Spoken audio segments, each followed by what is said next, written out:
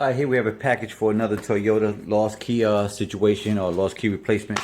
Look at the paperwork. It's going to be a 1999 GS300. Basically, customer sent the door lock, so we're going to make the key from scratch to the door lock. And they sent the ECU, so we're going to go ahead and program the chips in it so the anti-theft system recognize the keys and start the vehicle. Come back in a little bit.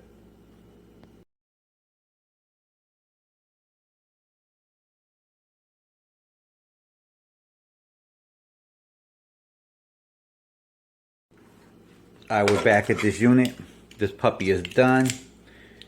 Nice spring action. Key 1.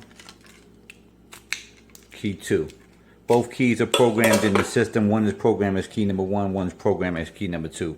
And that's about it. If you need our help, give us a call. We'll tell you what we're going to need from the vehicle to program it. We don't need the vehicle. We just need components from it. And we'll be able to do it all through the mail.